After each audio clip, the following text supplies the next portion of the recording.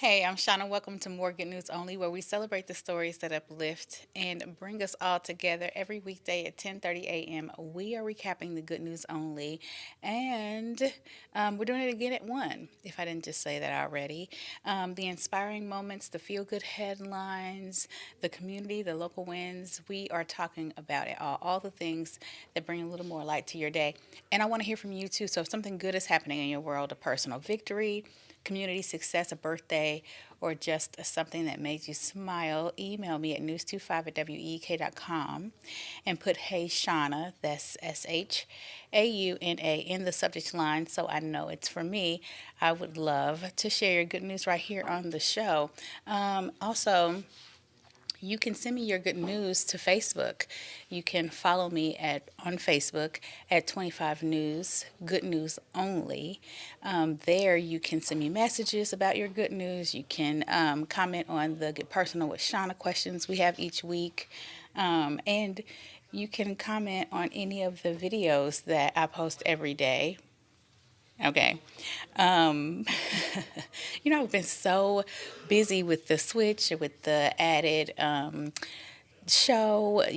We used to just be 30 minutes at 10:30, and then I would come back the next day. Now, since we've added this show, the 1 p.m. show, it's double the work, almost. Well, I guess we should say triple the work, because if you don't know, if you're new here, then you don't know that I produce the 9 a.m.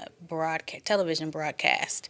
So it's like trying to figure out how to organize it all, so that I can get every single thing done. And I will. I'm a person, I don't know, are you like this? I'm a person who works, once I get a routine, a system, then I get in the habit of working that system and it becomes like an automatic routine. It's so easy, but in order to kind of figure out where everything fits in the organization of the routine and it all, sometimes it could take a minute. But each week gets better and better. So I'm just taking it one day at a time because I definitely enjoy engaging with you on this platform. But then I think I really, really enjoy engaging with you on social media. It's so much fun to talk to you and to get a real time response from you about the things that we talk about here on the show. So I want you to know that I definitely will be, you'll see more and more presence from me on Facebook in the coming weeks. And we'll get back to normal because if you were here before, when we just had a 10:30, first of all, I appreciate you. Second of all, then you know what our routine typically is for the show during the day, and then or the 10:30 show, and then afterward on social media. So, and I was really, really, really beginning to enjoy. Just it was fun talking to you and hearing from you and hearing your thoughts on the show. So, please keep that up every time you send me a message there or on email. I always respond. It's always me. And I always check those. I look forward to hearing from you. So please keep that up. We'll have more good news after the break.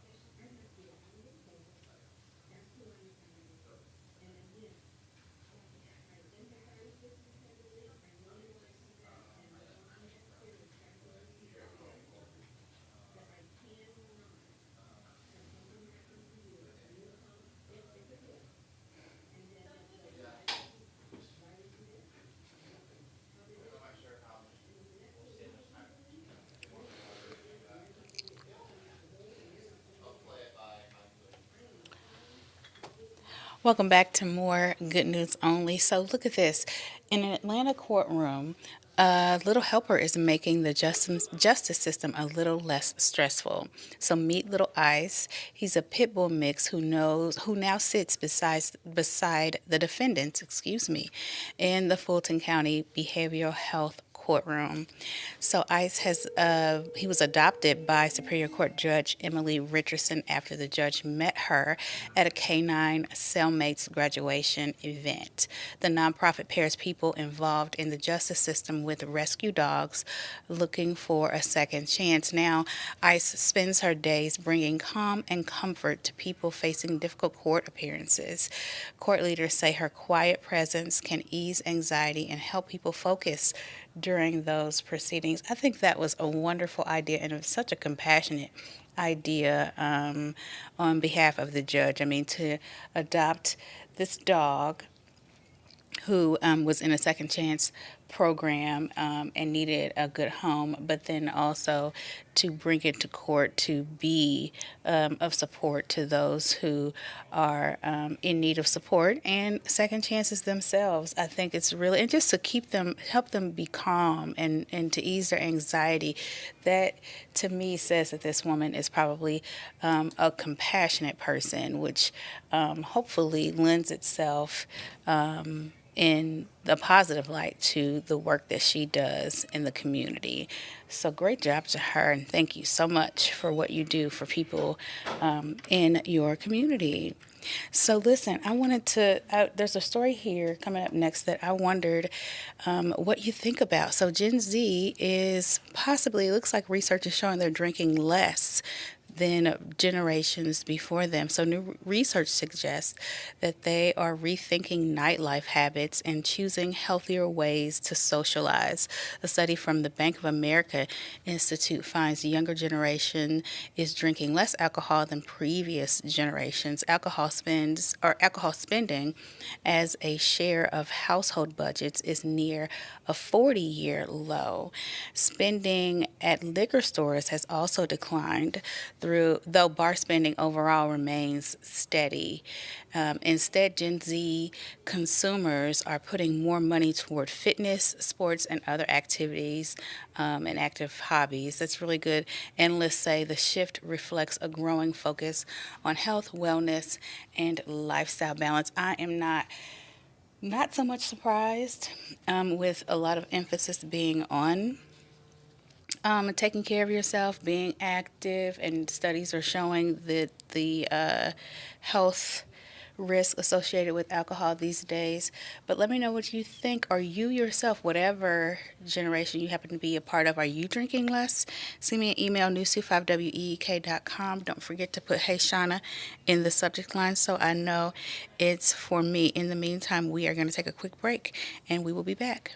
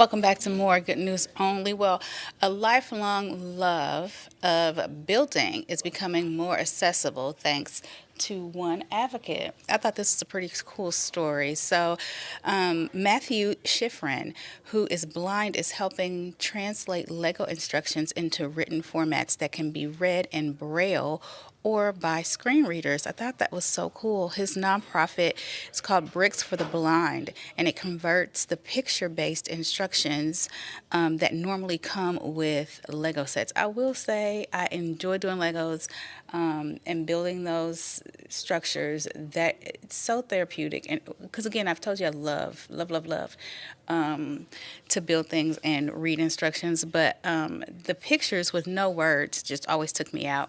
But this story makes me see that that is not as big of a struggle as not being able to see at all. So I think this is so cool that he's been able to take those instructions and turn them into Braille, or at least make them readable by screen readers.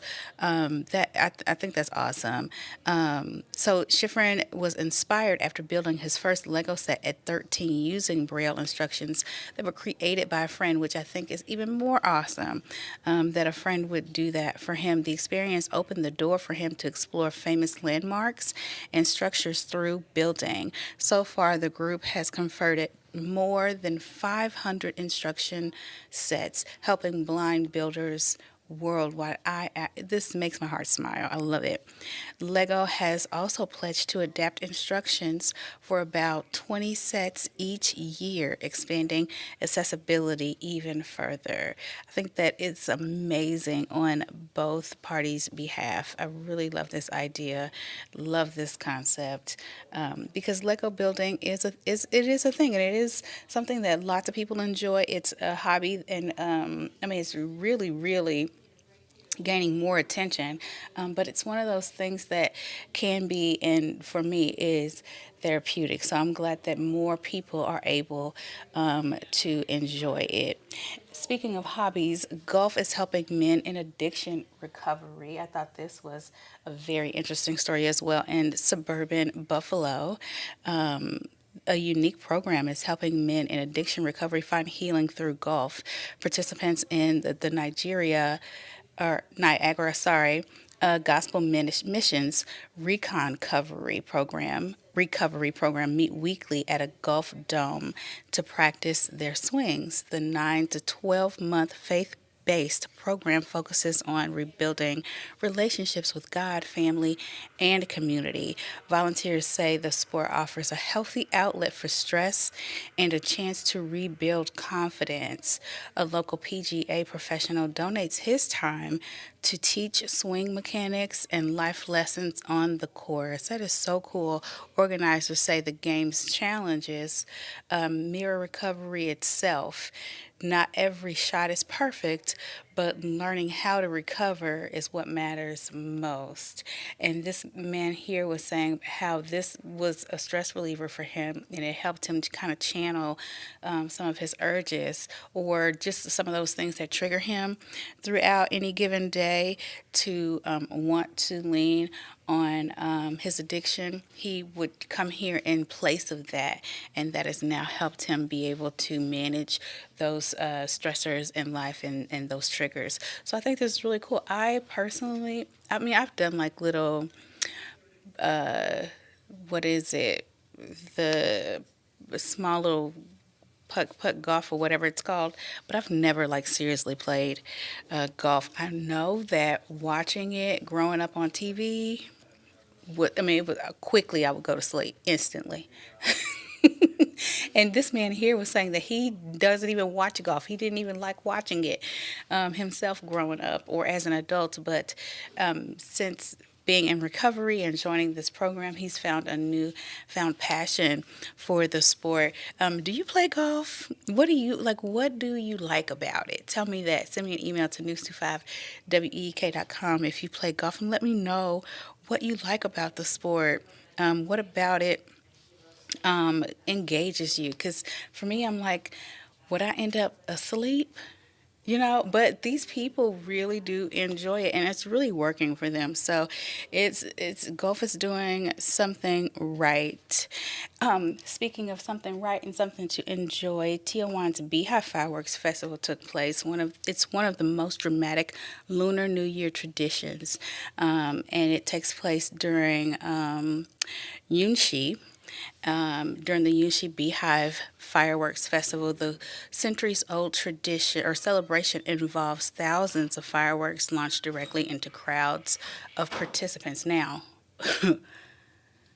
you know, it sounds like a fire hazard, but they do it, and they're all dressed up and ready to go. So I mean, they've been doing this for centuries. I guess they have it down pat at this point. I mean, everybody's in gear, dressed to the nines, protected, backs facing the situation. I'm not sure what this does for them, but it does something. So the tradition is believed to ward off bad luck and bring prosperity for the new year. I guess if they were burning it off, because they are, man, that is crazy, but it's pretty. It's very beautiful. So, despite the sparks flying, the event remains one of Tijuana's most famous and thrilling cultural celebrations. Would you go to it? I think I would. I think I would go. I think I would participate if I could be covered and protected head to toe. Yeah, I would go to say I did it. I would. I'll try most things.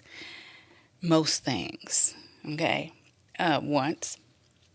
And if I were protected and safe, I would definitely do it just for the experience of it all. Like, I really do enjoy experiences. So I would do it. Let me know if you would do this.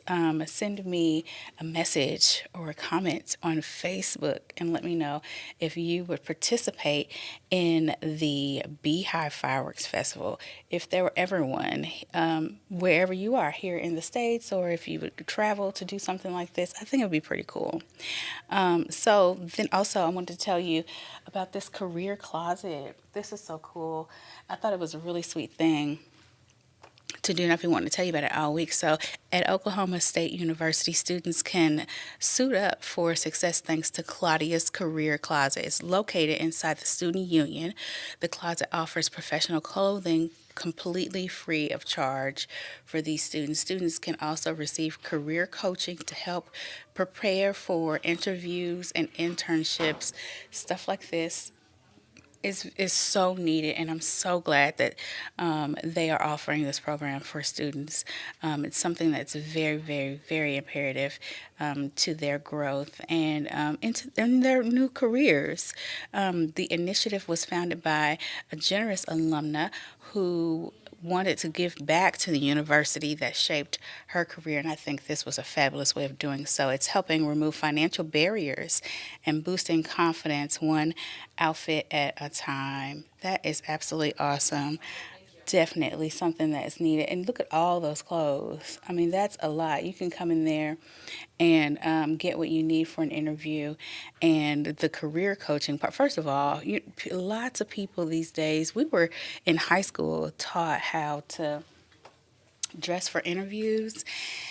And of course, they gave us like we had a mock interview set up in high school where we had to go. I think it was either a semester we did it, it was like a whole semester long thing in one of our classes, or it was multiple semesters. I can't remember which at this point, but we had to. We spent a whole semester learning about what to wear, how to answer interview questions, how to do job applications, and I think that that's something that not all schools do, whether it be high school or grade school or middle school. So then by the time you get to college, if you've never had to do that, how do you do that? How do you dress? There's people, I have seen adults over high school age or college age who dress in ways that I wouldn't expect for interviews, and it's not judgment. It's just because they just don't know. And if you've never been told or taught, you just don't know. And I think that keeps a lot of people out of opportunities to be successful career wise. So I think this is absolutely awesome. If you're going to teach people, kids, give them degrees, I think we should be helping them understand how to go get in a situation to put that degree to good use. More good news after the break.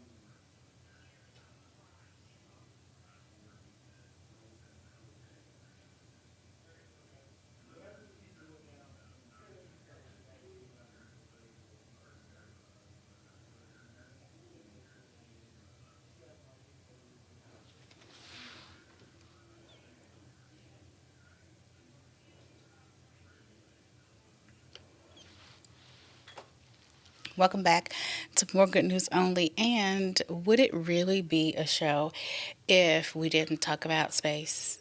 One of my favorite topics ever. Look at this. So, in 1972, NASA launched its first mission to explore the outer planets. Pioneer 10 blasted from the Cape Canaveral on a journey to Jupiter.